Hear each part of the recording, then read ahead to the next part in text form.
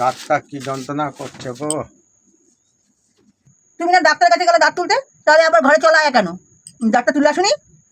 ডাক্তারের কাছেই তো গেছিলাম, ডাক্তারের দাঁতের জন্য অনেক টাকা গুলো চাইছে। তাই আমি ভাবলাম যে এতগুলি টাকা কেন দিতে যাবো, যাই ঘরেই যাই। তা এক কাজ কর না, তুই আমার দাঁতটা তুলতে পারবি? তাহলে তো আমার টাকাটা বেঁচে যায়। আমি তুলে দেবো? কি দিয়ে, আমার কাছে কি যন্ত্রপাতি আছে নাকি? তুলতে আবার যন্ত্রপাতি লাগে? দাঁড়া, আমি তোকে দিচ্ছি ব্যবস্থা করে। ওদের কাছে দাঁত তুলতে দেখি এমনই যন্ত্র লাগে, তা আমার ঘরে তো এটা রয়েছে, এইটা দিয়ে তুলে দে না।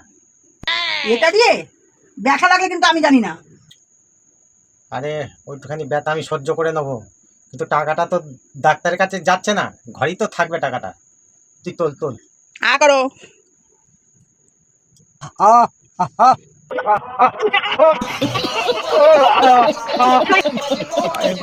কি যন্ত্রণা করছে, কিভাবে দাঁতটা তুললে? কি কোন দাঁত তুললে তুমি? এ তুই কি করেছিস আমার? আরে পোকা তো খেয়েছে উপরের দাঁতে, তুই নিচের দাঁতটা তুলতে গেছিস কেন আমার? ওই নিচের দাঁতটা কেন তুলেছি? আসলে ওই যে নিচের দাঁতের মধ্যে দাঁড়িয়ে দাঁড়িয়ে তো তোমার ওপরের দাঁতে পোকা খায়, তাই না? তাই নিচের দাঁতটাই তুলে ফেলে দিয়েছি, যাতে পোকা দাঁড়িয়ে দাঁড়িয়ে আর ওপরের দাঁতটা না খেতে পারে, বুঝতে পেরেছো?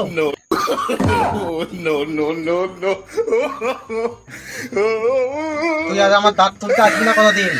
এর থেকে মানে ডাক্তারের কাছে গেলে দাঁতটা ভালো শান্তিতে তুলতে পারতাম। তুই আমার একটা দাঁত খেয়েছিস, এবার 31টা দাঁত পুরোই তুই খেয়ে নিবি। অত বগর বগর করবে না, ঠিক আছে? যেরকম ডাক্তারকে পয়সা খাওয়াবে না, সেরকম তো ব্যথা সহ্যই করতে হবে। এবার নিচের দাঁত তুলেছি, বেশি কথা বলবে তো 32 পাটি পুরোটাই তুলে নেবো।